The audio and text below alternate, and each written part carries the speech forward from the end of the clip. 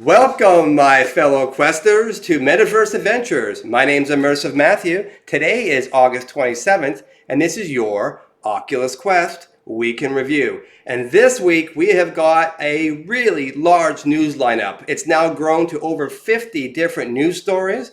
We're going to quickly touch on the Quest stats at the very beginning and look at the Google Trends and Amazon sales data. We'll spend a lot of time on that this week because there's so much to cover in new games, in the store. We got a whole bunch more cool sideload apps you can be able to try out. We've got not one, but two Colocation stories tonight, and one of them might actually be in your hands, in your Quest, sooner than later, and that's really exciting. We've got a huge coming soon section. It's like out of the blue, all these new games got announced, and we got some dates to give you. And then finally, we'll wrap things up, get in some really cool Quest community updates. So, grab yourself a drink, maybe a snack, sit back, relax. We've got about a half hour to 45 minutes of Quest.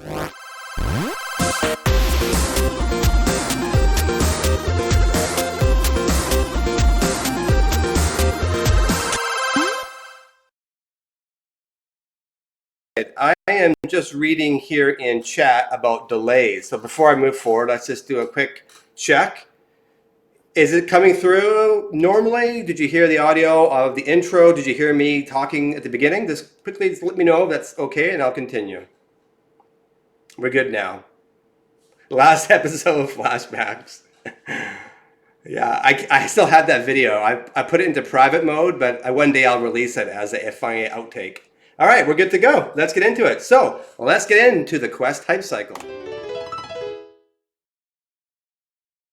As you all know, for the last few months now, I've been reporting on this graph here from Google Trends. Google Trends shows us what people are searching for. And here in this particular one, it's where people are looking for on the web worldwide. And I look for the Oculus Quest, the Valve Index, the Oculus Rift S, and as you know, recently we also put in the PSVR.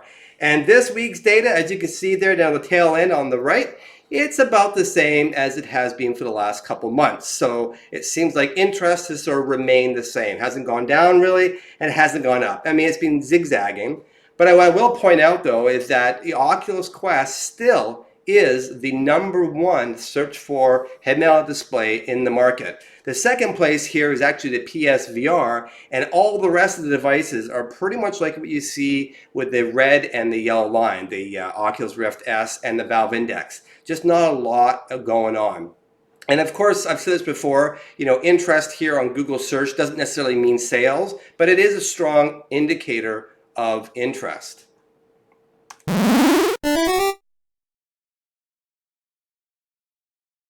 And on the Amazon Top 100 this week, I'm happy to report that yet again, the Oculus Quest is back on the list. And it has been now for a couple of weeks. And it seems like our shipping issues may be behind us. We'll talk about that more in just a moment. The 64 gigabyte model this week is sitting at the 36th spot, and the 128 gigabyte model at spot number 96. Now, I'm really curious to see where these items are going to go as we head towards Christmas. When you look at past year's data, you can see that whether it be a console or the Oculus Go or PSVR, they always have quite a huge jump at Christmas. So as we head towards there, I'm suspecting that we're going to see both the 128 and the 64 go up into the top 20, maybe even the top 10. We'll see. A lot of big ticket items aren't on this list. As you can see, it's mostly $10, $20 items with the odd console or two. And yes, someone asked about the Nintendo Switch Lite.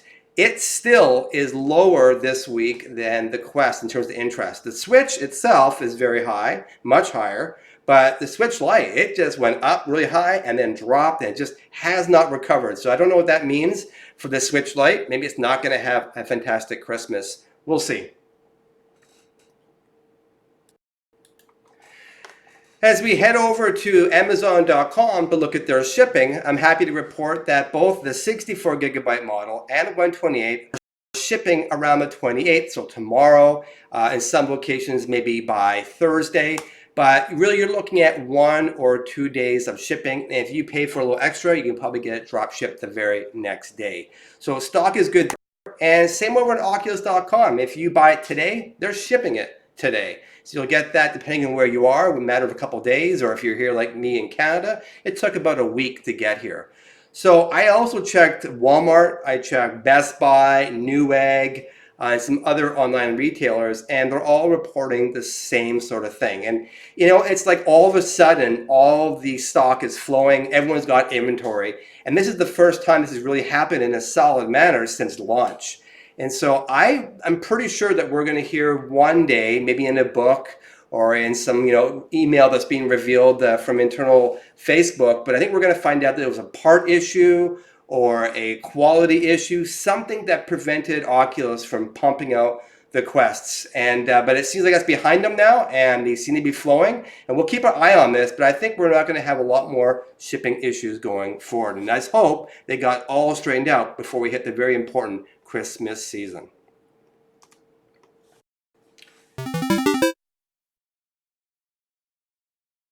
New games. Well, there's a few cool new games in the store this week.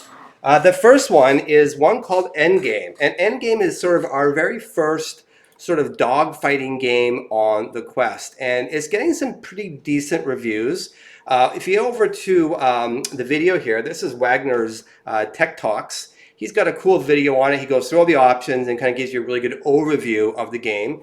If you're looking, links are below to go and find that. It's getting good reviews. It is a game that is all about dogfighting in space, and you're really flying around what they're calling the TFL system in the Tartarus sector. And right now, it gets a 83% on the Go version. I haven't had a chance to check the Quest versions. Anyone knows? Go ahead and please let me know and comment where it's at. I'm sure we're going to see it get a lot of reviews very quickly because a lot of people out there who've been dying for a space game like this. It arrives officially on the 29th. Now, why Wagner was able to show this video is he was able to get an early copy. So if you want to get a bit of a hint, go check that out. It doesn't have a cross-buy with the Go, unfortunately. So if you have the Go version, you're going to have to re-buy it on the Quest. However, if you got the Rift version, you're in luck. You'll be able to do cross-buy and download it to your Quest. So it comes out this Thursday, the 29th of August. Look out for it. It's going to be $14.99, and this is one to look out for if you really like sort of space sims, or if you want to try out a cockpit game. We haven't got many of those right now on the Quest, and there's something cool about sitting on a couch and being in a cockpit and flying around.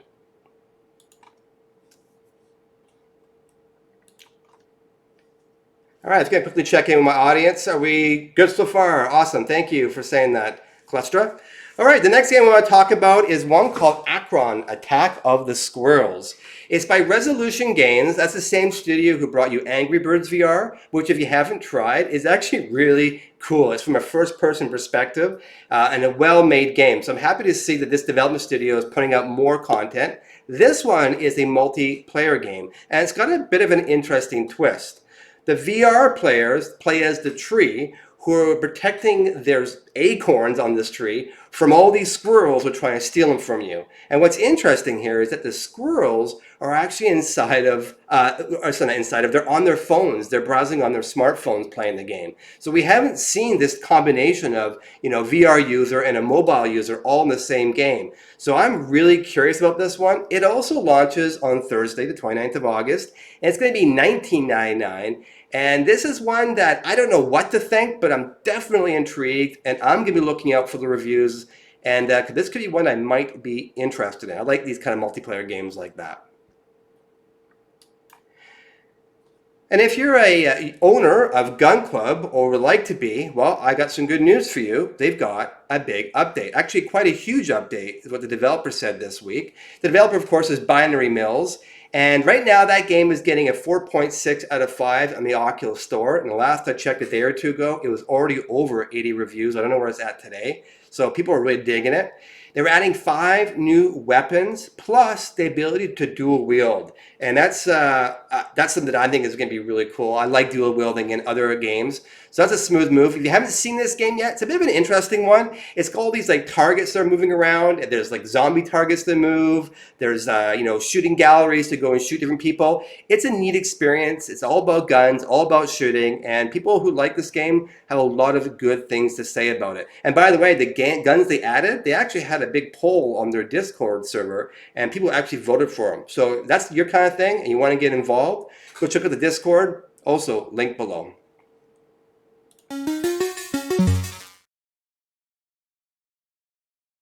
All right, so Sideload. I've got a bunch of cool titles to put your way. The first one, Pavlov. Oh, it says Glass World for some reason. Ignore that error. I don't know how that happened. But this game is called Pavlov. It's a shooter, and it's getting a lot of praise. In fact, there's already a fairly strong community behind this game. If you don't know, it's a multiplayer first-person shooter. It started off in the PC VR world, and as you may recall, back some months ago, maybe back in like June, I think it was, there was a little bit of drama between Oculus and the developer. Dave Vills is his name, or Devils. And it was at one point not even going to come to the Quest. And it was a big rant over on Reddit. But a few days later, I guess Oculus and Dave Vills made up. And now it's coming to the Quest. And not only that, he announced last week or 2 weeks ago that's only going to be on the Quest going forward. And who knows if that's official or not, but that's what he said. So this game just got is just about to get a new alpha number 8. And it's going to be getting a whole bunch of different performance enhancements, a bunch of bug fixes, plus it's going to give you, as you can see here, scopes that finally work. So if you haven't tried this game yet and you're interested in it, you can go today and do a side load with this, and you can go and try it out for free and look for the build number 8, that's Alpha 8, sometime later this month, around the 30th of August.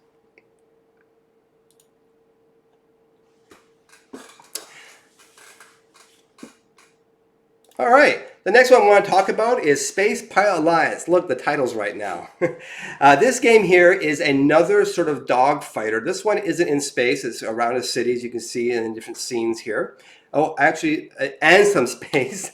That's wrong. Get my stories mixed up. There is space and cities in this one. This developer's name is Curious VR. Now, they're an independent developer. They developed a number of other titles. None of them have ever been published other than for free on various sites. This particular one, they're hoping to get a little support from you all on Patreon. You can go right now and get a free demo for this game on SideQuest. And if you go and donate some money, you can actually get access to the private alphas, which have more weapons, more areas, more things to explore. Even on the free version this week, he already expanded it with another new level, plus a whole bunch new ships. So kind of like N-Space, if this is sort of your thing and you want to support an independent developer, please go check out the Patreon. Links are below. Last I checked, it wasn't doing very well. So if you really do like this kind of game, the only way it's ever going to get developed is if we support developers like Curious VR. So go check that out if it interests you. The next story that has the right title is Blast World. I was get that one mixed up earlier. So this is from a developer called Just Team U, and over on Reddit they posted this video talking about how they got this new cool multiplayer game that they've focused on strictly ranked player versus player. That's where their focus is first and foremost. And what's really cool is that it's already up and running. They've got alpha builds today, and this is a game that sort of interests you. Just like Space Pilot Alliance, you can go onto their Discord and you can also request the APK and drop it over into Sideload. And they're actually looking at putting it into SideQuest in the next couple of weeks. And now, right now, you only see a few players in this game, but they're saying that they think it can support quite a few players in the screen at once because of the low poly graphics. And that would be kind of cool. We haven't seen too many games with lots of players yet. So let's hope that they get that number way up there.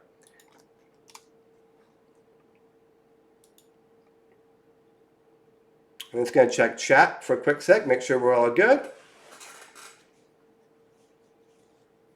All right, awesome. And the chat is chill. That's because you're all listening, I hope. All right, Metaverse Cup. This is another title that I showed off a couple weeks back. It's made by this company by the same name, Metaverse. And this is a competitive VR sailing game that really wants to bring multiplayer yacht racing to every VR owner. Now, what's interesting is that they put this game out. They got an early release. It's been out for a few weeks now. And I've seen a few people talk about this over on Reddit. And the one thing they have said is that if you don't know how to sail, you're going to be a little overwhelmed because they don't have tutorials quite yet in the cup. Now you can go to their Discord and they've got a support group in there and you can get some tips and kind of get the ball rolling if you do want to learn how to sail. But they are going to be putting in tutorials at some point. So if you're really not good with figuring things out on your own, just wait a little bit longer. This is apparently a pretty realistic sailing simulation, and there's been a lot of chatter about something that could be used to even learn how to sail. So this is one if you want to check out now, go ahead and email greg@marineverse.com. A link below to that as well. And just let them know you'd like to try it out, and you'll get a free alpha to install on your through SideQuest or through SideLoading it. And this is another one that if you're into sailing, it looks like it's worth looking into. People are saying it's pretty cool. This next title, I actually had a really good chuckle about. Oh, the title's wrong on this one too. This is not Aspire 1. I don't know what happened there. Anyway, this one is called VR Physics Playground. It's kind of like Boneworks. Now, if you don't know what Boneworks is, it's the kind of game that's getting all the attention over in the Valve Index community because it takes full advantage of the knuckle controllers so you can interact and pick up things, and it has a lot of advanced physics. Well, developers Stonepunk Studios decided that they're going to do the same thing, and this is what they've done. Now, it's only in a sample, just us to see here to get an idea, and really it's about a tech demo. And they really want to take this tech, which is built in Unity, by the way, and they want to develop it so that they can get this rigid body physics system that they're developing here into other games. And they don't know what they're going to build yet. They want to get this tech down pat first. But it's cool to see. And if you want to go and try it out, this is also one they're talking about maybe sideloading at some point. So keep an eye out for that. And they're talking about putting it into SideQuest. If you haven't got SideQuest yet, it is super, super simple to install. Remarcus has a great video on it, as does Mike from Virtual Reality Oasis. Really easy, step by step. I cannot encourage you enough to go get SideQuest and put some of these cool titles on your quest. This next one's a bit of a scary title. It's called The Secrets of Harrow Manor. And this video here is brought to you by YouTuber Go Getters. This is actually the Go footage. But this is another one that you can also buy right now and put on SideQuest. And we haven't seen many titles like this on SideQuest. We've seen some donate titles, but the majority are free. But this one is going for $3.99, so a pretty good price. You can actually give the developer more if you want at the time of purchase. But it's $3.99 right now over on itch.io. And those who played it say it's very scary, like very atmospheric. It has 4 interconnected levels, all filled with different kind of monsters and aliens and items. What's really cool about this title, and the reason why I really want to put on everyone's radar today, is that it has a co-op mode. I don't know how many of you have tried co-op VR with a friend or a partner or a family member, but it is so much fun. I really, it's one of my most favorite things to do. So for $3.99, you can get 2 people in for $8, and you can together go through the Secrets of Harrow Manor. It's definitely a title to check out if you like scary things. And the last thing I want to put into your radar for SideQuest is one about a cool app that someone named Blue Forcer over on Reddit put on all of our radars this week. What it does in this code that he wrote basically allows you to take your quest, load some software on it, and then from that point onwards, you can access your images and your videos that you store on your device right from any Wi-Fi connections. So you can get on your phone, you can get access to your files from your PC, from your Mac, from other devices, and just simply download them. You don't have to plug it in with your USB-C. So if you're the kind of person taking a lot of gameplay videos and you're hitting that record button or you're snapping photos and you can't get them off, this is a way to do it really easily. And it's a bit of a pain to set up the first time. You do have to do sideload, and you got to put your quest into developer mode. But once you've done that, you're just dragging files, just like the network drive in your network, right onto your quest. And you got to do it on your local network is the only caveat. You can't do it externally. But it's so simple, and I would recommend this if you're doing a lot of videos.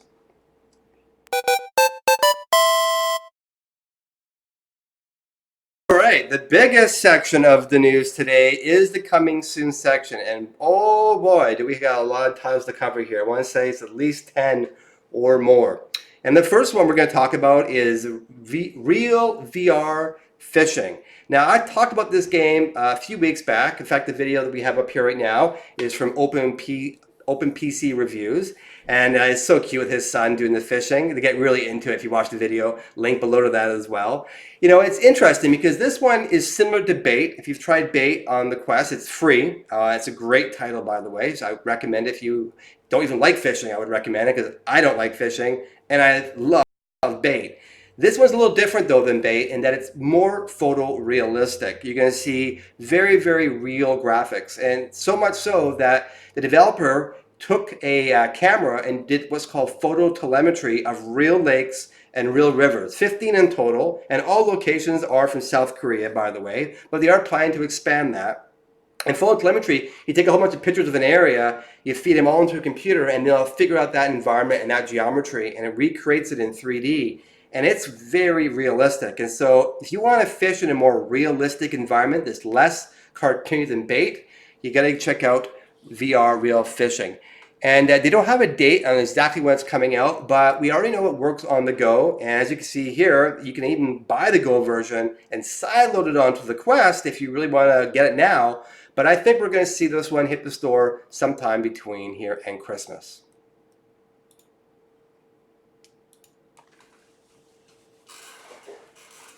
We're seeing a timeline. I'm just going to check in with chat. Chat, are we doing okay? Is it going smooth?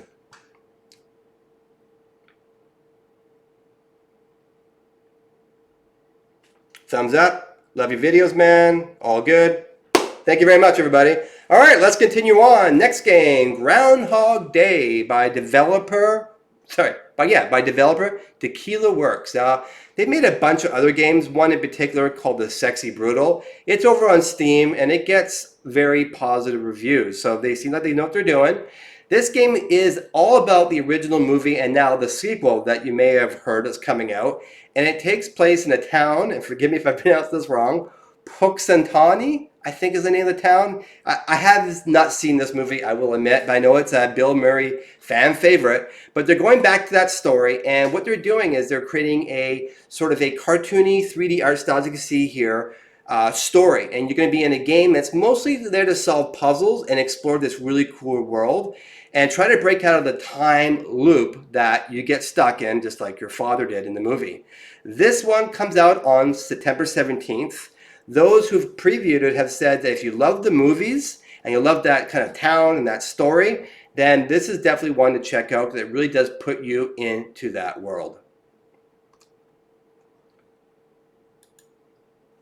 Another game that's coming out soon is one called Down the Rabbit Hole by developer named Cortopia. Now, they made another game called Wands on Gear VR that got very good reviews. It's a puzzle game at the heart, but it does have some really strong brain-teasing puzzles that are coming.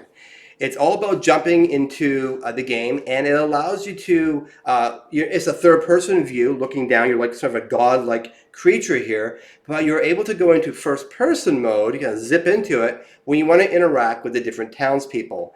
And those who have tried it, like Jamie Feldman over at Upload VR, and he's got a great article below that talks about his experience in the game, he said, and I'll quote here, "It plays a little like a panoramic comic book, with new panels unfolding all around you as your character moves from one scene to the next." He had very interesting things to say about it, saying that they've got some things in this VR experience that's probably going to set a benchmark for others to follow, a way of storytelling. So I'm curious about this one, and I unfortunately don't have a release date to give you. There isn't one yet. I looked top and bottom. If you see one, by all means, let me know in the comments.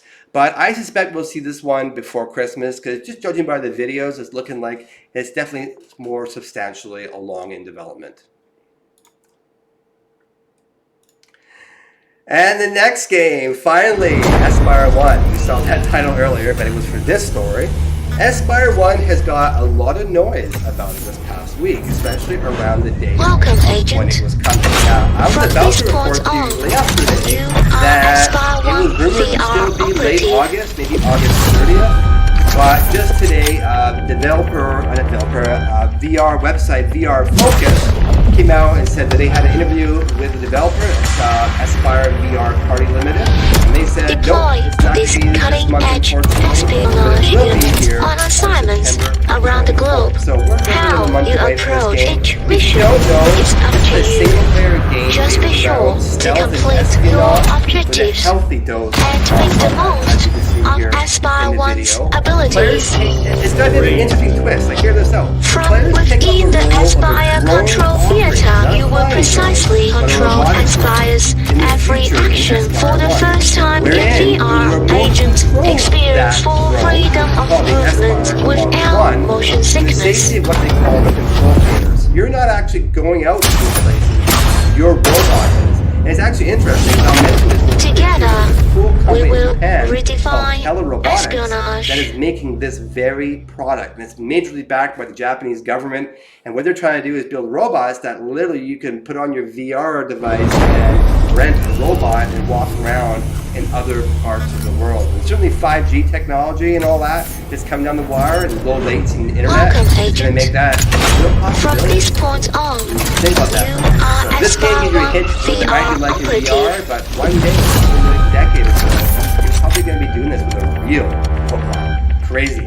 Anyways, this game, I can't wait for September 24th. It looks like an awesome game, and those who try stealth games in VR will already know Deploy that's a this cutting-edge fantastic espionage unit on assignments around the globe. How you approach each mission is up to you. Just be sure to complete your objectives and make the most of.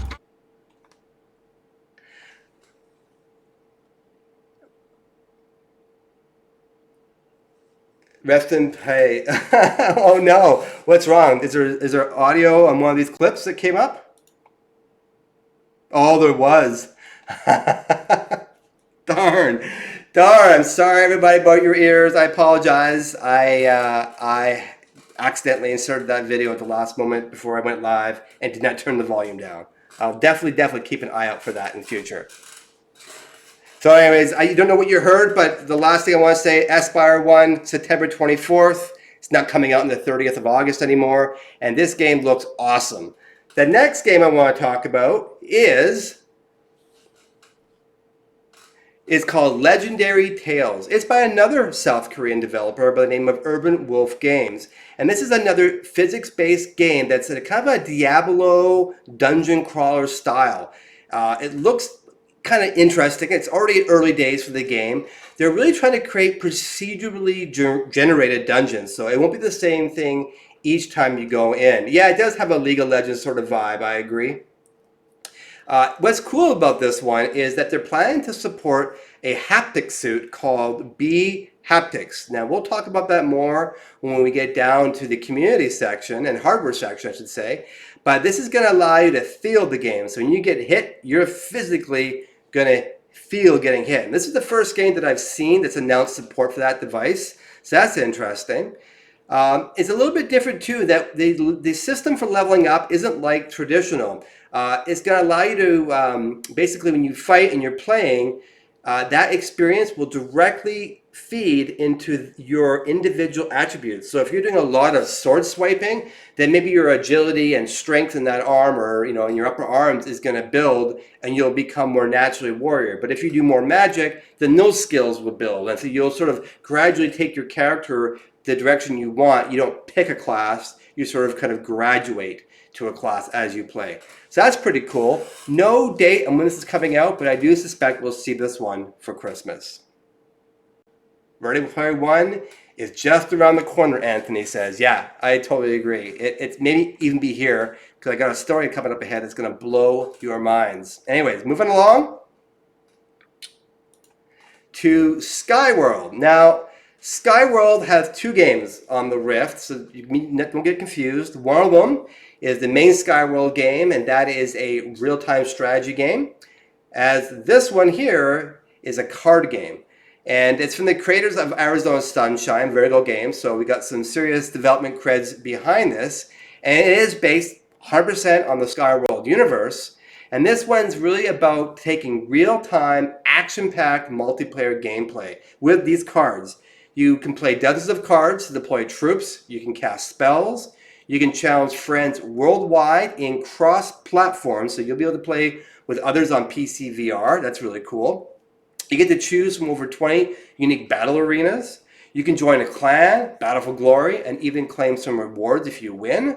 You get to claim a piece of the global leadership boards if you're good. Make a name for yourself in regular tournaments that they're planning to be holding. And ultimately vanquish your enemy, throw fireballs, dodge, do all the great things, bring out your dragons, and annihilate your enemy. If you're into card games and you've always wished that the card game would come alive, well, here's your opportunity to try that out. And I think we're going to see many, many iterations of this. But this one already on the Rift gets a 94% review. And by the way, did you all notice that? The Oculus Quest store just changed from an out of 5 score to now a percentage score. I don't know when that happened, but in the last couple of days. So this one is 94% on the Rift. I don't know what the Quest version is going to get, but I suspect it's probably going to score quite similarly. It comes out on September 5th. Again, from a big name developer. If you're into this game, keep your eye open, and it's a great one. This is sit down and relax. You know, not all games you want to be up and about. Sometimes sitting, like a game like Moss, is a nice change of pace, and this one falls into that category.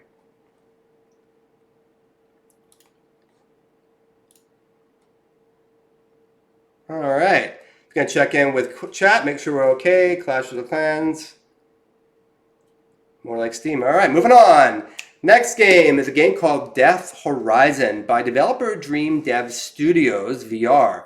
This game is a combo of classic arcade zombie shooters with deep immersion and intensity, of course, as we all know, only accessible in a VR device. And as you all know, firsthand, things in VR are way scarier than the same content on a TV, like so much scarier. Players start as a nameless soldier deployed on the horizon to research a serious virus that broke out and broke its containment. The first weapon you get in the game is an AR-15. You get unlimited ammo, but then you kind of go from there and you have to find other weapons, including a pump shotgun and a heavy machine gun. It seems like it's going to be more on the arcadey side, like unlimited ammo and things like that, and kind of more on the action. We'll have to see more as it gets in. It looks like a fun game by looking at the video here. This game actually puts you in the 21st floor of an underground facility, and that's where this whole thing takes place. It's got Walking Dead, zombie dogs, toxic zombie mutants. It's a survival mode against random wave of enemies. It just seems very interesting. Now, this game is already on the go, and it gets an 82%, so a good review. Unfortunately, I can't give you a date other than it says there you saw coming soon. Wow, I hope it also comes before Christmas, because this also sounds like a really cool title. And the graphics are on point. In fact, that's one of the things that this game got accolades for on the go, was how good its graphics were. And the next game I want to talk about is Cloudlands 2. Now, I originally had a story yesterday that said that this game is coming out, that it was announced, and that didn't have a release date. Well, it released today.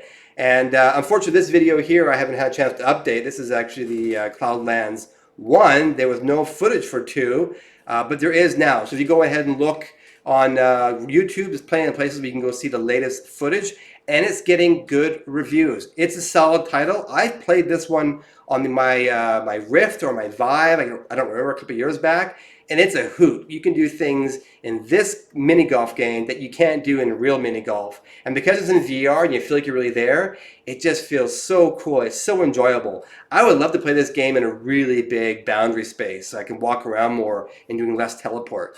But if you like golf, if you like mini golf, this is one to get. And it apparently is going to have, or does have, co-op and multiplayer. So that would be a lot of fun to play with friends. It'd be really cool if it had co-location. Maybe it will in the future. We'll see. Someone asked about, how about Vacation Simulator? I don't believe it's out as of yet. Correct me if I'm wrong in chat. I know it's coming. I did report on it some time ago, but I haven't seen anything new on it in some time. But the next game I see on Reddit just about every day, there is somebody asking about Minecraft. Minecraft. Well, this week, and I don't know if you can read that little message there I pasted, but the developer posted that they're adding, I'm going to quote here, we're adding one of the main prerequisites for Quest/Go version in update 1.13, but no news whether we'll be expanding to other platforms. So I don't know what to make out with this. I mean, Minecraft definitely has not said that they're making a Quest version. Lots of people have, have loaded other versions of it onto the Quest that do work. Some have done PC VR streaming of Minecraft. It also works, but to get a native running version of Minecraft, no word yet. However, I don't know why the developer would have made this tease why would you put in the prerequisites, for a mobile platform if you're not planning to at least support mobile? And maybe they're not. Maybe they're also all going to be on HoloLens 2 or HoloLens, commercial when it finally comes out for consumers. Maybe they're going to hold out for that. We'll see, because I know Microsoft probably doesn't want to get their #1 title to Oculus. But let's hope. Yeah, and there's Vivecraft. You can also sideload. You can do PC VR, get Steam VR up and running. You can do Vivecraft. If you're a huge Minecraft fan, there are ways for you to play Minecraft today on the Quest. However, you're going to have to go sideload it. Or, like I said, PC VR. But it's coming. I think it's coming. But I have a feeling it's not going to be this year. I suspect it's going to be some point after Microsoft or somebody releases their Quest competitive device. That's my guess. The next game I want to talk about is one called Daedalus. Now, this is an interesting game because, as we all know, just last week, Red Matter came out. Now, if you haven't tried Red Matter, it is, without a doubt, the best-looking graphical game on the Quest. Really, one of the better VR games I've seen, period. Now, there are better titles, for sure, on a super high-end PC, but not miles ahead. I'm actually blown away by the graphics. Well, that developer, Vertical Robot, actually has another game that they made in the past for the Go, and that's Daedalus. Now, it gets a 95% on the Go, so really high reviews, and it got similarly high reviews on Gear VR as well. And Daedalus is a little bit interesting. It's a platformer, and it's an exploration game set in a spectacular world called Honorik.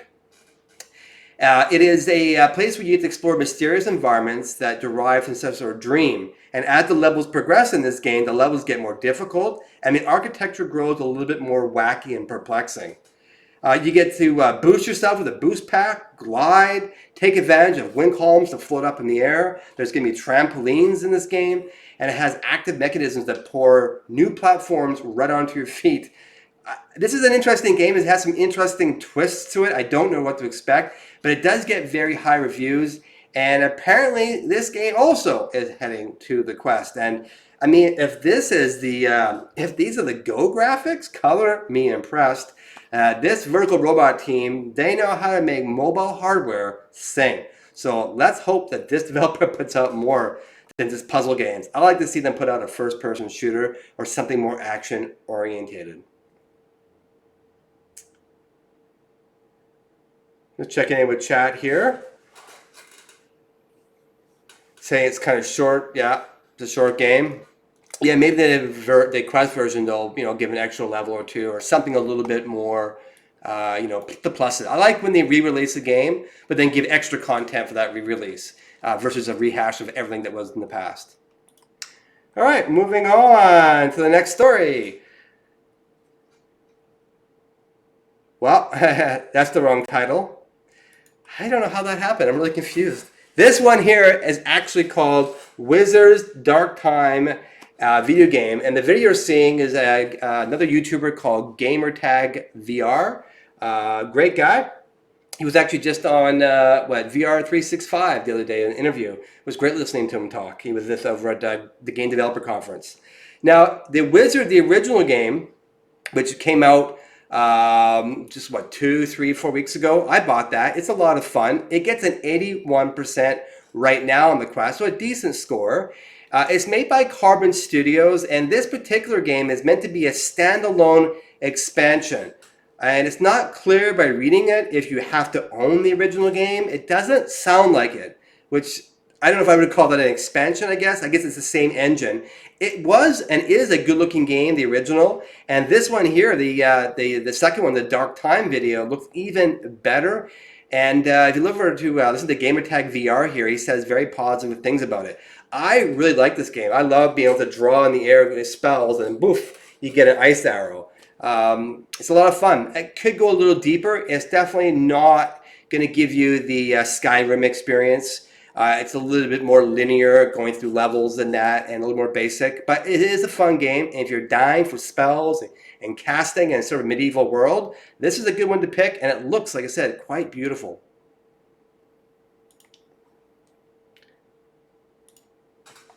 And then Vader Immortal 2, yay! Now, I don't know how many of you have tried the original Vader Immortal.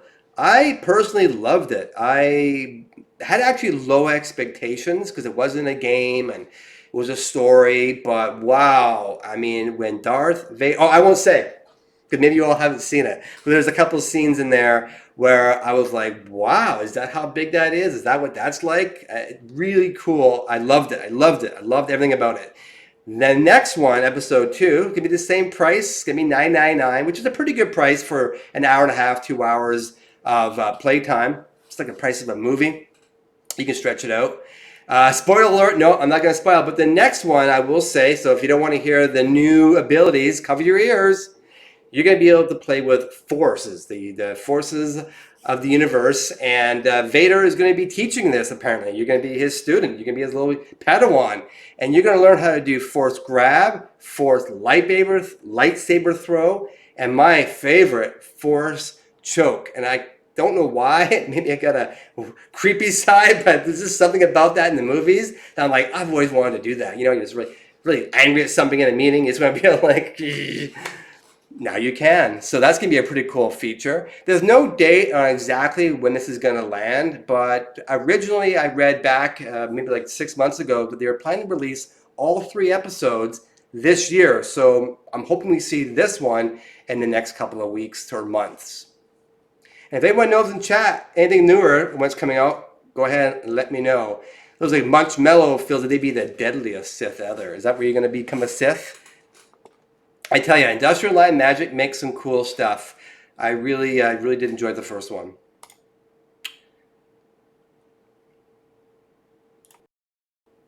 And oh, by the way, this was all announced at D23. That's the Disney's big annual fan conference each year. All right, the next story is about Beat Saber for all the Beat Saber fans out there. Happy to report that you're going to finally be able to change the colors of your sabers. Now, I don't know how much that matters to you, but I know for some people the blue and the or the default colors that come with little different games, I know it changes up and depends on the level. You're going to have the ability to choose your own colors now, and they've got a bunch of other updates coming. They haven't given an exact date other than it's coming soon with a whole bunch of cool features, and I hope that 360 thing comes soon because I really do want to play in my play space versus just standing in one spot. I'm looking forward to that.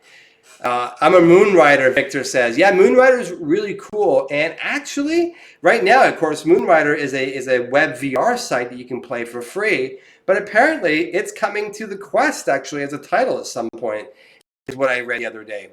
So I don't know if it's going to be free still or how they're doing that. All right, moving along. Okay, the next two stories I am really excited about because I really believe that Collocation is the killer app for the Quest. And for those of you who don't know, Collocation basically means more than one person in the same physical space and in the same VR space. And that VR space has been customized, procedurally generated to match your whatever, garage, living room, backyard at night, whatever it is. And there's a whole bunch of companies working on this. And I've reported on at least 4 or 5 different studios. Well, this next one is by no other than this Maneuver Entertainment. And there's an organization down in the US that had been working very hard to kind of make a laser tag environment. Now, I covered a story like this a couple weeks back where they're using the same technology, and that is Quests plus Microsoft's Azure Spatial Anchors. This is a cloud-based system that you feed it visual data from the Quest cameras. It goes onto the cloud. They do a whole bunch of processing on the environment, and it streams it back to the Quest. And because you've got multiple Quests, it coordinates all the Quests in the same space, and so they can all play in the same warehouse. And this is really, really cool. And their technology apparently is going to allow for up to 100 people. Now, I'm a little blown away by that, almost a little doubtful, because the Quest can't really handle that many characters on screen. At least we haven't seen that yet. Things like VR chat, big screen TV, rec room, all these simple graphic apps, you get more than 10 people in those rooms, and often the Quest crashes. So I have no idea how they're going to handle this, but up to 100 people, and they're working really hard. In fact, they're saying that they're going to be available for the public to come try starting in September, with the exact locations of these laser tag locations to be announced. Now, I reported a couple weeks back, and right now I'm having a blank of who the company was, but they were going to have something like 60 laser tag centers all across the USA. I suspect we'll hear some pop up in Europe from a company. I hope we get one here in Vancouver, because I really want to do this. But they're coming. Colocation is coming in a major way. You'll be able to play with your friends, all in the same physical space, all playing the same game at the same time. And you might be doing it even sooner than that, because the folks who brought you Space Pirate Trainer, which is a fantastic title, simple but very well polished title for the Quest, they're making something called Space Pirate Arena. Here's a video here of them playing it. They've got a large space, and it's using similar technologies that we've seen before. We don't know if this one uses Azure. This one actually might do it all in the Quest, because the way the article is written here, and this is by developer iIllusions in their blog, they're talking about basically you and I getting our Quests, loading up Space Pirate Arena, connecting them together, and then going together into like a basketball court and sharing that space. Mind blown, right? Mind blown. That is what we need. Can you imagine getting a bunch of your friends all going into a community center hall or a gym, or even outside at dusk or twilight with street lights or something in your yard? You can get a bunch of people all together playing, and you don't need anything more than just your Quests. Wow. That is the killer app. And we know we can do it because we saw back at OC5 when we had Dead and Buried Arena. It was a 4,000 square foot arena, and it had 3-on-3. And it looks like that number is going to go up. I'm pretty sure that this Oculus Connect's number 6 at the end of September here. I think Oculus themselves are going to be announcing more about this co-location technology, because they have that Oculus for Business program, and I'm surprised that they're not offering existing laser tag facilities some sort of package with a whole bunch of Quests and all the software they need to turn their laser tag into a VR tag. But I think we're going to see this, and it looks like Space Pirate Arena is going to be coming out sooner than later. Don't know exactly when. They haven't given us a date, but I suspect before Christmas you might be playing with your friends and family in VR in the same space. Wow, the future has arrived.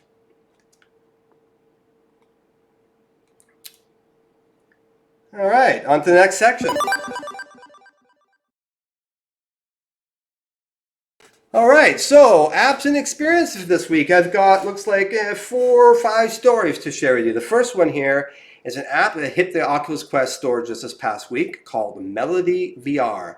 Melody VR is essentially your concert connection in VR. If you can't see a concert because it's too far away or too expensive to travel, well, now you can go and buy a ticket, and they're not cheap, anywhere from a few bucks to $20 or $30 for a concert, but you get premium seating, you get to watch in 360 stereographic VR, some pretty fantastic content, and watch these live shows. It's going to be available in the store on the 29th, so this Thursday. There's a few people who've already got the preview, and they're saying it's pretty good. I mean, you're really looking at 360 VR movies, so if you've tried the YouTube VR on your Quest, you've got an idea of what to expect. The quality here is high. That's one of the things they're promoting. It's good, crisp image. The video here is a little messed up because this is actually a 360 video that I downloaded, and of course you get the top and bottom. It won't look like that to you. But if you want to see a star in VR, this could be something to go do. And I've done a few concerts myself, not with this particular tool, but with other tools. And it's really cool. And you see the audience and you sort of feel like you're there. You feel like clapping just like everybody else in the theater. It's really cool. So something for you to check out if you want to get into a concert.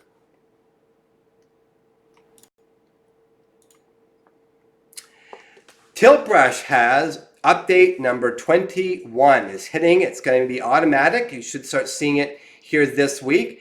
And of course, Tilt Brush is the artistic drawing app, as you can see here. It's a great tool, and they've been adding a lot of things to it. And this latest update really adds some functionality that was a little bit inaccessible, hard to do before. And in particular, they're now providing an easier way to get reference images into the title. And by that I mean, if you're doing a drawing and you're in your quest and you're doing a drawing of a face or an object and you've got a reference picture, it's sort of hard to see that when you're in VR. You're having to constantly look down and paint and look down. So now you can take that picture and bring it into VR by doing a quick loading process on the back end. And you can bring those in and then have it floating in the midair while you're doing your drawing. So you have that reference. So that's cool. And it's not only flat images, it's also going to be 3D images. So they got a whole bunch of instructions on how to do this. If you go on a link below, I've got a Tilt Brush link, goes right to Google, and it explains how to set this up. So if you're an artist and you would like to do a reference image or have a reference image in there with you, now you have that option to do it. And there's a whole bunch of other tools they've added as well. So go check out Tilt Brush. You haven't checked it out recently. I wish they did a Bob Ross version. Yeah, no kidding, hey? A Bob Ross. That'd be a perfect in VR. And another really cool title that's come out this week is Star Chart. Think of Star Chart as Google Earth. Now, I know many of you probably haven't tried Google Earth. It's a PC VR title, and I really do hope it comes to the Quest because it's an awesome title. There's another one on the Quest called Wander, which uses Google Street Views, and it's similar to Google Earth, not as full-featured. You can't zoom around to space and stuff, but I'm sure we'll see it. But Star Chart is like that, except up in space, and you get to move around our solar system. You get to get up close to planets. You get to go and visit some of the stars. It's very interactive. It's really the future of education. This one doesn't have an audio track or a guided tour, which some are saying is a bit of a miss. But if you're free to go and, if you're able to go and look yourself and you're curious, you should be able to go on your own sort of self-guided tour. This same title is already on the go. It gets an 80%, so that's pretty good. It's from developer Escapist Dreams, LFF. And they're pretty excited about this one. So if you want to explore our solar system, this is the way to go do it right now.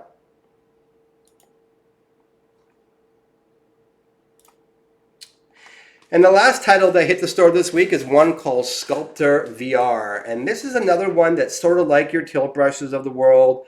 It's sort of like, I lost my train of thought. What's the other one that you can draw? Gravity Sketch, nothing like that. This one though, it's got a different premise. It's more like additive building where you're working with almost like clay, like virtual clay. As you can see here, you're building it up and almost like pouring it on like, whipped cream or something. And people are designing some pretty cool models. So again, if you're an artist, you've got those apps, and there's even more apps coming because each one has a slightly different flavor. It's like a different medium. Like one's like crayons and the other one's paintbrushes. It's almost like that different, these apps. But something to check out if you're an artist, for sure.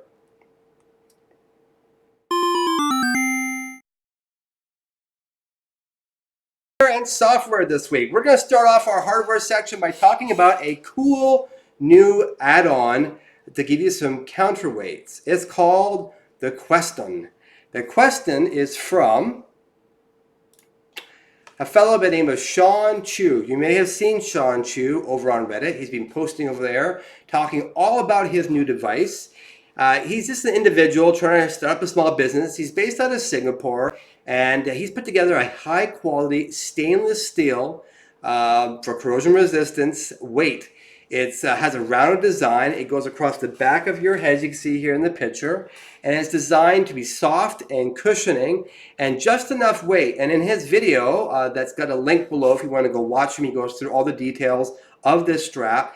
He figures that 300 grams was the ideal weight to give it the perfect counterbalance. And that sounds about right. I think I reported some time ago that 500 was the sweet spot for me. Others have said 200 was the sweet spot for them. 300, no, maybe something in between. I think it really depends on your face and other factors. But this is another one of those items that if you're looking to make things a little more comfortable, something to go check out. There's quite a few different devices like this in the market. So, it depends on your head shape. And I have a whole video on this. And after this live stream, I'll put a link up to it. It'll be up here somewhere, I believe is where it pops up. I got a whole video on how to make the Quest more comfortable. And I think the one thing I will say, there is no one size fits all. If your buddy says, hey man, the Quest On is awesome, it made the best, go get it, you might get it and it may not work for you. So just keep that in mind. You may have to do a little trial and error before you find one that works just right. Similarly, there's another device from VR Cover called the Head Strap with Padding. And you can see here one of my favorite YouTubers, Remarcus, walking us through the installation of this device. There's no price as of yet, and there's no exact release date. He was able to get himself a preview version. What this device does, as you can see, it wraps around the back of the Quest and gives you a little bit more padding on the back of your skull. Now, I don't know about you, but I actually did that myself. I added some of my own padding on my Quest. I covered it off in that same video that I mentioned, because I found that the strap, it's a little bit rigid, and when it presses on the back of my head right here, it doesn't hurt. But after about an hour, I get this dull pain in that spot, almost like my skull's being pushed in. It's very irritating. And so I had to get a padding. And so if you're in that zone as well, where you find the straps a little bit uncomfortable on your skull, then this option may work for you. Plus, Studio Forms also has some padding. Plus, the one we just saw from Queston, it also has some padding. So I think the padding seems to be a trend here. Hopefully Oculus recognizes that, hey, maybe it's not as comfortable as they thought. And it'd be nice if they started to include the padding as well. Thanks, Marcus, by the way, for the video. All right, on to the next really hot story. And if any of you have been on Reddit this last couple of days, you probably have read a lot of issues about people's quests, and I'm gonna fall into that camp. So there's been 3 updates over the last 3 or 4 weeks to the Quest. The latest one is build 690. That's the last 4 digits when you go into your Quest. When you go with your Oculus app itself, you can go in there and see the version, or within the Quest itself, you can go into the settings and there's an option in there somewhere to go see it as well. Go check to see if you're updated. Oculus, what we've noticed when they do updates, it kind of does a rolling update. It doesn't come out to everyone all at once. It sort of goes in kind of waves, and it takes about a week to get everyone right now. That's kind of what it seems like by reading on Reddit. However, this update does seem like it's caused some problems. In particular, people have been having a lot of issues with the controllers, and we'll talk about that more in just a minute. But this update, 690, was supposed to add a bunch of new features, and we'll talk about those features in a moment, but more importantly, additional tracking enhancements. But it doesn't seem that actually worked out. But what did it include? Well, one of the things it included, and that I'm really happy about, is it now has a night mode. And for those of you who don't know, night mode basically takes your screen and dims down all the blue colors, which kind of gives it more of an orange, kind of reddish push at the end of the day. But by bringing that blue level down, it helps prevent your brain from waking up. Blue light into our eyes actually makes our brain into believing that it's daytime. And when you see more red lights, our brain thinks the sun is getting low, it's setting, and it starts to produce melatonin and the sleep hormones that help you have a good, restful night. So if you're a quester like me and you're playing it right up till bedtime, and you're finding that your sleeps are not so great, this might be a reason why. So this feature is going to be available. It's the blue light. If you have 690, it's already in there. And all you do is you turn that on, and you'll see a slightly orange tinge, and you will have a better sleep. Chances are you'll have a better sleep. Depends how susceptible you are to blue light. I myself am very susceptible to it, so I have to be super, super careful. But thank you, Oculus, for giving us that feature. It was really needed, and you're the first. No other VR headset has had this option. Not even an aftermarket product I've ever seen. Not for my Vive, not for my Rift, not for my Gear VR, none of them. So I'm glad the Quest has it. Thank you. Now, this is an interesting story because I have really fallen victim to this. I have been burned a few times over the last 2 or 3 weeks where I went to go grab my Quest to play. It was plugged in all night and it didn't even turn on. It was dead. I couldn't figure out why. So I was trying to plug it in again to see if it would turn on. Didn't turn on. Even the little orange light wouldn't turn on. So I had to do a hard boot by holding down the power button for quite some time.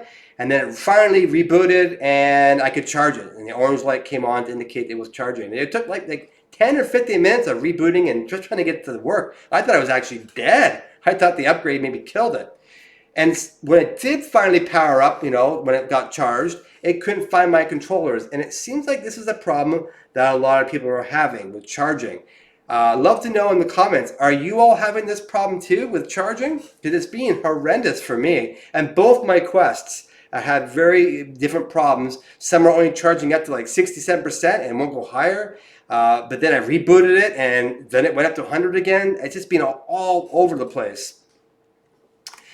And the same thing with the volume. There's been a lot of people who are saying that since this last update in particular, that they're noticing that the volume is lower, both in the headphones if you put them on and in the built-in strap headphones that they have, the strap speakers. And people are theorizing that maybe the reason why it's lower is because Oculus turned it down, because as you may have heard, there were a lot of people in the initial shipments back in May and June that were having crackling on their speakers. And I'm one of those people. My right speaker would crackle at higher volumes. It kind of seems like in order to get around that problem, Oculus has just turned down the maximum volume, turned down the bass maybe even a little bit, I feel like. Not sure how I feel about that. It's not too quiet, but definitely noticeably quieter than it was new. And I suspect that one of the reasons why we had supply issues for a few months there was this very issue. I think there were some manufacturing issues around the speaker, but we'll never know. Maybe one day I'll be in a book. And there's also been problems with people's boundaries. And one of the things that's been interesting, who knows if this is accurate or not, but there's been a number of people now who've said that once they went into clear the boundary, and by the way, now there's a new feature, you can go in and clear all your previous guardians and get a clean slate, because as you know, it remembers up to, I think it's 5 different locations you've been to, and if those 5 are all in the same area, apparently it may be causing problems with the computer vision camera because it's trying to track more than one space, maybe more than one play space at once. So if you clear it and go ahead and reestablish, you might find you're getting less lag and less issues. And that's sort of the telltale sign that maybe you've got too much going on in your space, too many guardians in one space, because you see lag. You see graphic lag and your frames drop. You might see your controller get stuck. So if you're having that problem, maybe this is going to be a solution. Clear your Guardian. It could just be the update, and I think we're going to see another update because it does seem to be some lingering issues from each of these updates seem to require another update. I'm sure the developers at Oculus must be working double time right now.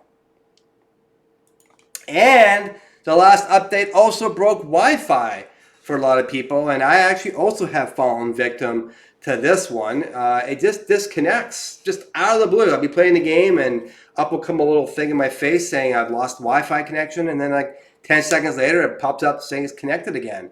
And it's done this a number of times, and my partner, she's on her iPad on the same network, no hiccups. My network never really has hiccups. So there's something with the Quest, and it only started happening this week. Looks like others are saying, yeah, same thing. Cluster says, yeah, all my problems. It seems like, hey, Wagner Tech Talks here as well. Yep, same sort of issues Oh, you didn't have the password cached. Oh no, for your Wi-Fi. What a pain. You had to reset it up. Something's going on. I think the next update will fix this. So if you're having Wi-Fi problems, I don't think there's much that can fix it. People have tried rebooting it. Even someone went and did a factory reset, which I don't recommend you do because you will lose all your saved games and you have to download all your games again as well that you purchased. But it does keep them in store for you, so you don't have to rebuy them, which is nice.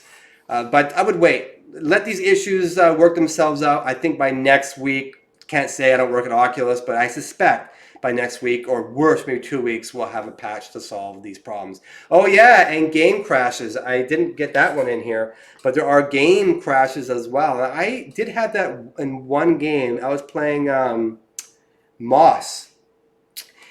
Played Moss a lot. Played it a lot over the last month and never had a problem, but the other night it crashed on me. And when I came back up and I reloaded the game again, it had a really hard time.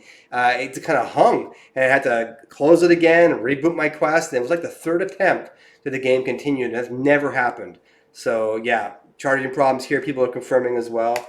And then there's controller problems. So even though tracking is better apparently, I did notice that the very first update was at 3080 a couple weeks back. Tracking definitely improved.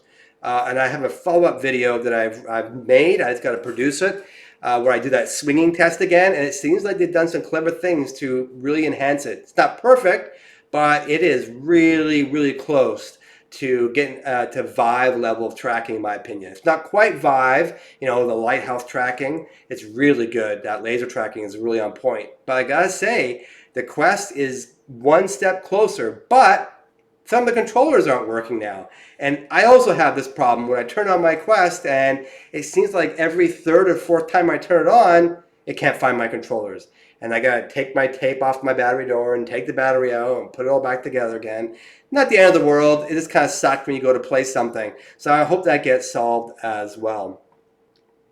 All right, let's move on to our last section. Our community section. I love the community section. We have a wonderful Quest community. It's got so much going on. And this week we've got an interesting story by developer Michael Mohr, M-O-H-R, spelled a little bit different. He's also goes by the name of Fuse.core over on Twitter and Reddit. And they're showing us this really cool game here. It's called Monsters Belong in Prison. It's an 8-bit stylized game, but in VR. Now, this is not the first game that's been like this. There's another game out called Compound, and you can't get it for the Quest quite yet, but as you can see here in the graphics, right there, it has a similar style. And I have played Compound, and it is awesome. Oh my gosh, do I ever love it. It was really well made. It was like Doom in VR, the original Doom. So very pixelated, but it just oozed with coolness.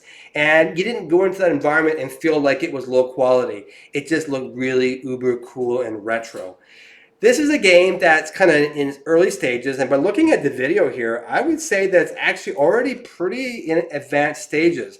They're thinking about actually submitting this game to Oculus for approval, but before they do, they're asking people that if you like the looks of it, and there's a link to the video, you can go watch the whole thing if you're curious, and there's a Reddit thread that he is asking us that if we like it, to please make some noise so that when he makes his submission to Oculus, Oculus knows of him, has seen people on Reddit talking about him, because Oculus, as you probably know, are on Reddit quite often. They even post sometimes on there officially.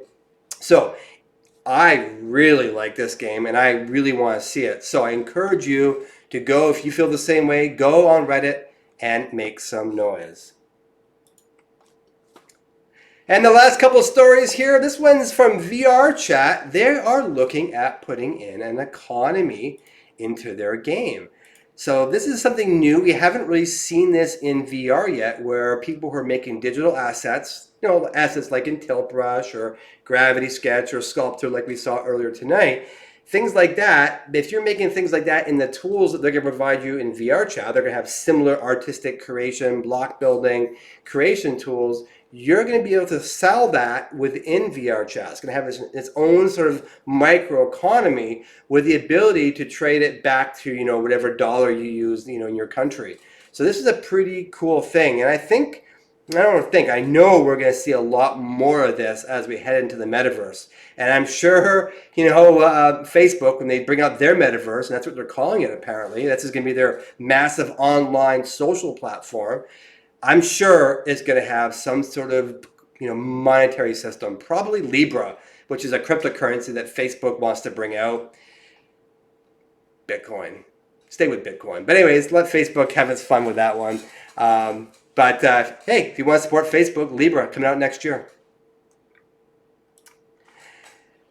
This last one is super cool. This is the stuff that I was talking about earlier about, you know, feeling the games. And this is another competitor to the B-haptics that we talked about in that story. This one is called the Woofer Edge.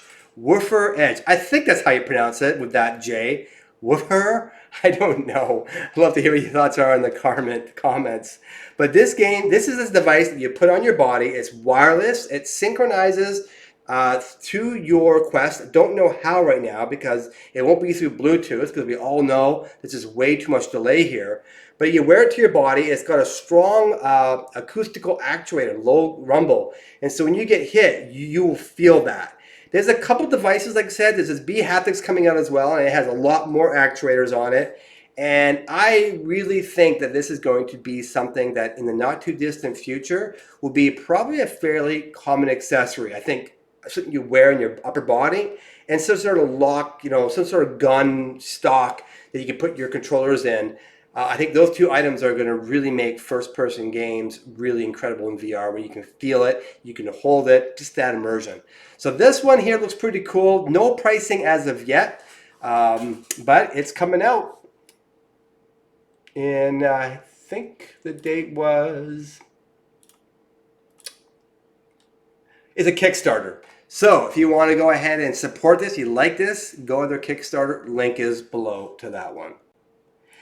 And the last story for tonight is another one from an awesome pinball YouTuber named Pin Stubby. Link below to his video as well. And you saw me talk last week, Jeremy over at This Is Only a Test over at Adam Savage's Tested channel. And he talked about how he made his own custom pinball rig for the Rift a couple of years back. And Pin Stubby here has built his own pinball machine, and it works with the Quest. So you want to know how he did that? Want to learn more about it? Links below. It's a really cool video. And this is one that personally I'm thinking of doing. The only downside right now, if you've bought the game Pinball FX2, which is a great game, it doesn't have ability to adjust the height of the table. So that's the only thing. So you won't be able to get it locked in exactly. But I suspect that we're going to see Pinball FX bring that feature, because I want to be able to sit down on my couch and play pinball, and you can't right now because the table is like up here, right? It puts it at the same height it would be if you went to an arcade. So that's cool. This is such a cool video, and it's something that I really want to try. I want to feel like I'm at a pinball place. All right, so everybody, that is the news for this week. I'm going to roll the end credits for about 20 seconds, and then if you want to stick around for some chat, by all means, we'll have a conversation. We can do Q&A. You can ask me anything. Doesn't mean I will answer. So, thank you very much for being here for my very first live event. I would love to hear your comments. Please, if you liked it, let me know you liked it. If you didn't like it, please let me know why. What didn't you like? What could I do to improve this? I want to make this something that I do regularly. I'm aiming to do this right now on Friday or Saturday, and I want to do them really quite current. So when you get the news, it's going to be all the latest news of that week with no delays. So, we'll see you all in the next video, and of course, as always, I will see you in the metaverse. Bye for now. See you out in chat.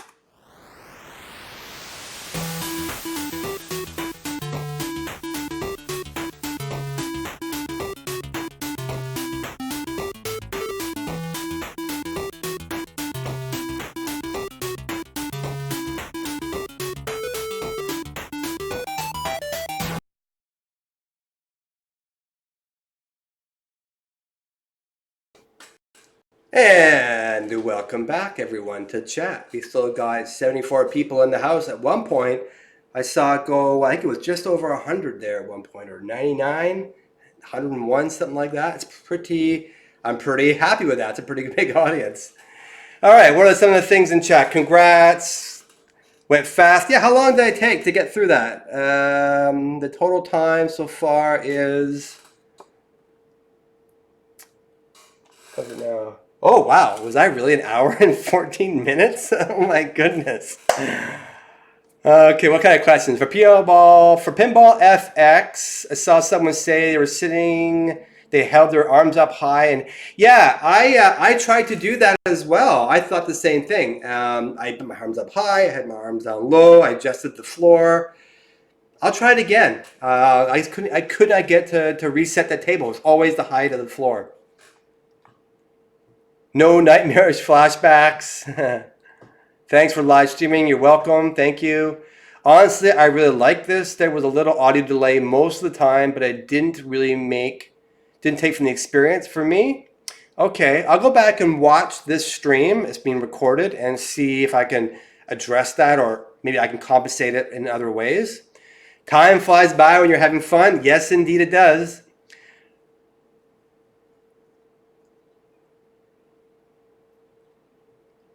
Why are people complaining about the cost of new tables? Yeah, some people are, you're right, are complaining about the table costs. They're not too bad. I really wish the game had a little more graphic polish. I was a little disappointed in Pinball FX 2, to be honest, but still a great game. But definitely a big step down in terms of lighting. And now we've seen Red Matter, and we know the Quest can do good lighting. I really hope that Zen Studios goes back and polishes this title further. Wagner Tech Talk wants to do a pinball table as well. Awesome. I hope you do that. Acorn game is already out. Oh, is that right? It's in the store. Let me go have a look, see.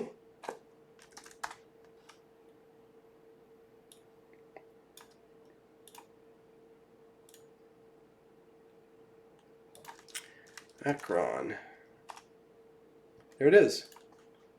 Oh, and you can know it, but it does say it's in the store, you're right. But at least on my side, it says expected August 29th. So I think you can only pre-order it right now. What's your top 3 favorite games? Okay. Right now, I really like Moss. I didn't think I would, but I really like it. And I want more like that. I want to see Zelda in that format, the third person. And I didn't think I'd like third person, but I love it. Surprisingly, I love Beat Saber. I don't like rhythm games. I've never really liked rhythm games. But the very first time I tried Beat Saber, I couldn't help but feel giddy. And to this very day, every time I play Beat Saber, no matter what mood I'm in, it just lifts my spirits in ways that I can't even explain. It's really powerful for me. And the third one that I really like on the Quest is, I really like Apex Construct. That game has a Half-Life vibe. That's my top 3 right now, but there's so many games coming out and there's so much to try. I'm a little stunned. Moonrider rocks, someone says. In Moss, I can't get past the water wheel. Oh, that very first level. Yeah, you gotta hold it with one hand and hold that water wheel still, and then you can guide Moss onto it, and then you let go and it comes down, and then you can stop it again and jump off of it. Racket NX, yes, I love Racket NX. Yes, Gun Club VR is also very good, also my top games. Do you like third person? I like first person games the best. I like really immersive experiences, but when I tried Moss, I was, for the first time, actually really liking a third person. I played things in the past that were third person, like Lucky's Tale for the original Oculus Rift, and it made me feel queasy. I just didn't like the whole world shifting along with it. But I really like Moss, and I want to see more games like Moss. Scary, thrilling, or immersive game. Which is my favorite scary one? Well, I'll be honest with you all. I don't like scary games. I really don't like scary games. I don't even like scary movies. But I especially don't like scary games in VR. I just avoid them. I find them they just unsettle me. Like even Apex Construct, which isn't a scary game, when you turn around the corner and a digital robotic dog with angry look runs at you down the hallway, you can't help get your heart rate going. And I find that so hard before I go to bed. So I generally don't play scary games. I'm too much of a wimp. Same here, Tribe XR. Tribe XR is awesome. That's actually, I should say that is probably my number one app. Not my number one game. It's not a game, but it's a full DJ setup, the same one you get in any sort of big nightclub. And so, as you know, we're going to be opening up Metaverse Night Lounge here soon. I've been working behind the scenes, and the technology that Tribe XR has been producing is getting better and better for the Quest every day, and more features are being added. And I am going to be putting out a note to all the subscribers. If you don't know what I'm talking about, if you go look in my channel, I'll link it right now. I've got a video on the nightclub. And so if you want to come join us and dance in a virtual nightclub with other Metaverse people, in this video here, I'm linking right now in chat, you can go ahead and watch it, get an understanding of what we're talking about. And then in the description of that video, there's a link to register your email, and then you'll get emails about upcoming events. It's really cool. It's really cool having a virtual nightclub. You really feel like you're in there with people. What's your favorite side-loaded game? Probably Desmian. It's another third-person game that's kind of like Populous, where you're building a virtual world and setting up, the different industries and mining and all these. It's a cool game. And also on SideLoad, I like Pavlov. I like VR Brigade. That was really cool. And there's a bunch that I want to try this week. I have to say, this is part of my problem. One of the reasons why I'm doing this live is that as this last few months went along, the number of Quest stories went up and up and up. And I was spending at least minimum 30 hours every week making the news.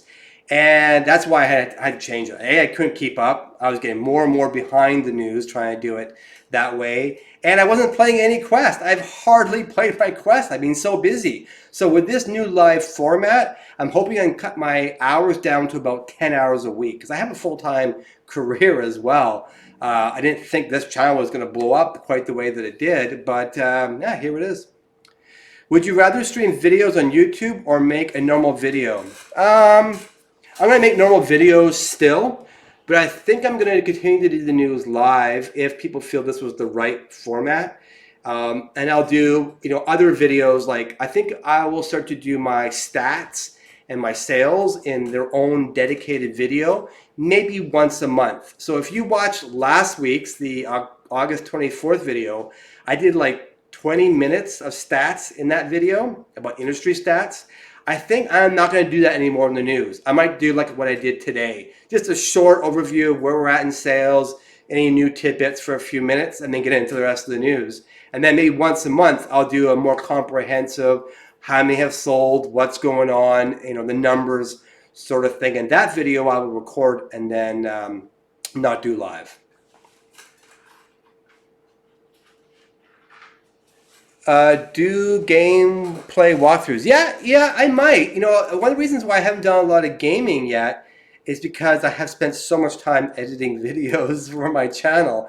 But now that this is changing up, maybe I'll have more time, because I do want to do more videos. I do want to do more game videos. I want to do more tech videos. And I want to do videos that maybe other YouTubers aren't doing. I like doing things a little bit off the beaten path. Hence, if you ever saw me swinging my controls around on a note, I like to do different and wacky things. Will you keep your first Nightmare stream? I kept it, and right now it's put into private mode, but I didn't want people to get confused with the 27th news, and there's one called 26 that was broken. But I will make it available. If you want to watch it, go ahead and send me an email to immersive.matthew@gmail.com, and I'll send you a private link to it. And you can get you can get a real laugh because it was hilariously bad. It was just, and then the volume was so loud. But I did it again today. I hope I didn't hurt anyone's ears. Are there any multiplayer games you play regularly? No, not yet. Pavlov a little bit. My time has been so precious with the Quest that I've been mostly focusing it on single player games, but I really want to play more. And I'm hoping like this change in my format, I'm going to have more time. I live in Vancouver, Canada. It's an awesome city. It's about 2.7 million people live here. It's sort of the San Francisco of Canada, it's sort of called. It's got kind of the best weather of any major Canadian city. It's got a very chill culture. It's got a cool VR scene here, not very big. I've been involved in the VR scene since 2014 when I got my very original Oculus Quest DK1 right there. And actually I have two of those. The second one is in the box still. I never touched it. And you know, if Oculus becomes super huge one day and Facebook becomes Skynet, right? That may be worth a few bucks, I'm hoping. So I kept it for the future. I plan to move Victoria. Yeah, Victoria is awesome too. Great weather, even better. Oh, you got rid of your laptop, hey? Well, I am reading that they are working on a version of it that you will install directly on your Quest, and you're going to be able to do sideload, but you will still have to at least once plug it into a PC to get this app on. So unfortunately, you can't sideload without a PC right now, or Mac. Macs work as well. Do you have any ideas for the future of VR? Yes, I do. I have lots of ideas about the future of VR. It's going to be really big, but not as big as AR. Augmented reality is going to be huge. My predictions in terms of numbers, VR is going to be as big, if not a little bigger, than video game consoles. So we're talking in the hundreds of million units all around the world, maybe more than that. Maybe a couple 100 million units might be the bigger numbers. But it's going to be augmented reality that's going to be in the billions. It's going to be like smartphones. And so I think we're going to see some really big developments in both these areas. I think in the next decade, instead of people walking around the street, right, on their phones, they're all going to be walking around the street with some sort of really stylistic, small, regular glasses with, you know, amazing capabilities. And, you know, VR and AR and MR and XR, all these things, they're all going to merge. I foresee a day where you could be in AR in one moment and then decide to go in VR and it'll just block out your environment. And someone asked, am I using OBS Studio? Yes, I am. And it's worked out fairly well. I don't know if there's any recommendations out there for other streaming software. I found it a little hard to work with. It's not perfect, especially the way that I did it. As you saw, I have like 100 templates. And they're good, but when the video camera gets messed up, it wrecks all the templates, and they'll have to be redone again. So I like to find a better tool, possibly. That's right. With SideQuest, you can increase the settings, increase resolution, and recording bitrate at the expense of possibly making your game you're playing or title you're playing choppier. Even just regular recording, the Oculus version of recording, even that can make your game a little choppier. And live streaming, if you get someone who's live streaming to your device, also can make games a little choppier. So be aware of that. You might even not notice it getting choppier, but you might start to get motion sickness. So be careful when you record or stream. Have I ever hung out the big screen lobby? Yes, I have. Yeah, many times. I don't go there often, but I have gone in there. I watched one of the SpaceX launches in there. Would you buy cheap or okay VR or expensive and best of VR? I would. That's Clustra asking that. I have high-end VR. I have super high-end PC with all the whistles and bells and the latest high-end video cards. I have a Samsung Odyssey. I've got a Rift. I've got a Vive. I've got what else have I had? Those are my main ones I've used, and I don't use them anymore. I don't use them at all. I prefer my Quest. And yes, there are better graphics on the PC, but not enough that I notice. I mean, if you do an A/B comparison, sure. But once you're in the VR, once you're in the Quest and you're in a title, I'm not really like desiring more. I'm pretty happy. And I find that pick up and play, just put it on and poof, you're right back to the game you're playing an hour ago or yesterday or 3 days ago. That ability makes my PC dead, because every time I turn on my Steam VR or my Oculus Home, it's updating. I update the graphics drivers. Oh, the camera needs to be reset. Oh my gosh. And this is my biggest frustration with VR over the last, since 2014. It's the cable and the setup and the drivers. I just want to play VR sometimes. Even though I'm a very technical person, I don't want to, spend my relaxing time fixing the computer again. So when the Quest came out, I was all over it. Has anyone tried multiplayer with DSL internet speed? That's Maggie Web Design. What kind of speeds are you getting on your DSL connection, up and down? Have you ever done a speedtest.net? I'd love to know your speeds. As long as you're above 10 megabits per second, you should be fine for multiplayer, because it's only really sending little bits of information of your position, where you are, your speed. It's not sending graphics, the data across that channel. Reality or virtual reality? What are you asking there? Would you buy cheap? Reality or virtual reality? I'm not sure your question is. 1 megabits per second down. 100 kilobits per second down. Well, let me ask you, can you play multiplayer games with that connection on other platforms, like on your PC or your PS, PlayStation, Xbox, Switch? If they can play multiplayer games, and probably your Quest can as well. What's your ping time? How many milliseconds is your ping time? It says in that same test. Oh, Instant On is the killer Quest app. Let me go look at that one.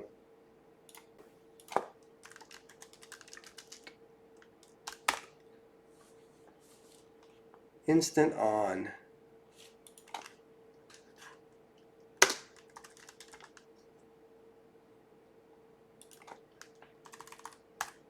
I can't have a hard time finding it. Is this an Oculus Quest title?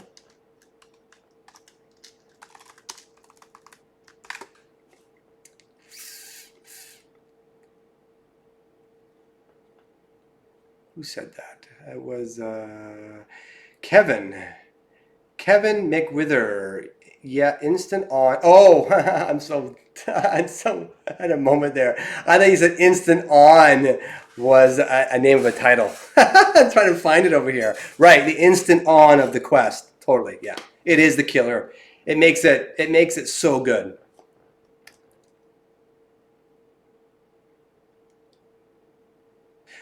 Oh, yeah, Mitch, unfortunately, we did cover this in the news a little bit. Aspire 1 has been pushed back all the way to September 24th, unfortunately. Just got announced today.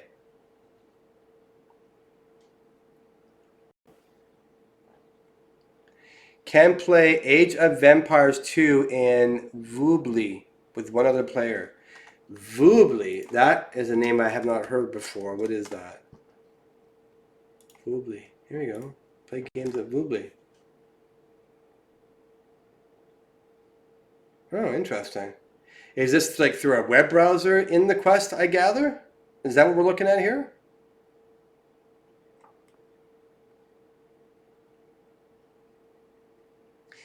Gucci asks, does Quest offer any productivity apps? A couple. I mean, you got VR Desktop, if you can call that a productivity app. And they've got the other one, what was that called? Immersed VR, that allows you to connect to multiple windows. VR Desktop, just your desktop, so one screen in VR. Where Immersed VR allows you to have 5 separate windows around you, or it will. It doesn't work on PC right now, only works on Mac, but they are working on that. And I'm going to be doing a video on that title soon. And there's another one that I covered off in the news a few weeks back that was an education one. Rummy. R-U-U-M-I or R-U-M-M-I. So there's three. I wouldn't say there's anything that's really spectacular right now for productivity. I don't think you're going to be much more productive, but there's a lot of promise here. And I think we'll see things eventually head in a better direction. My gut feeling is, though, that productivity won't really take off in the Quest until probably the Quest 2. We need more pixels. It's just not enough pixels for printing and text and reading. And I think it will really take off with augmented reality. And I have a suspicion we're going to find out a lot more about that kind of stuff when Facebook covers their AR news at Oculus Connect 6. Okay, guys, it's 8:34 here. I need to get going. My immersive knee is going to be here very shortly, and I need to go and say hi to her. So, have I streamed VR PCOS? A couple more questions here. Yes, I have. I've tried ALVR, VR Ridge, virtual desktop with the SideLoad app, and one other. VR, Ivory, IVRY. I tried all of those, and I felt that ALVR and VR desktop were the best, although it made me queasy. The latency is a little bit noticeable, so it's not a visual thing per se. It was workable and passable, but it was enough of a lag that I just felt sick. So yes, I can do it, but not worth it. And I have a 5G router, and the connection speed that it says because it tells you what your speed is inside a virtual desktop, and it was like 99. It's the fastest speed you can get, 99 or 100 megabits per second. So it was a really fast connection, and the latency was just not good enough. Hey, thanks very much, Brendan Knight. Thank you very much. Thank you, Gucci. Thank you for being here. I know, Gucci, you've been here right from the very beginning. I remember you, one of my very first commenters way back. Wagner, thanks very much for your email and your link to your video today. I appreciate that. Thank you, Kevin, as well. Appreciate it. Hey, we'll see you all probably Friday. Could be Saturday. I haven't decided yet. We're going to play around with it and see what days work best. But thank you all. We'll see you all in the next video. And for those who are watching this, I guess what do you call it? The post-record version of it. I hope you enjoyed the show as well, and hope you enjoyed listening to the chat. We'll talk to you soon. Bye-bye.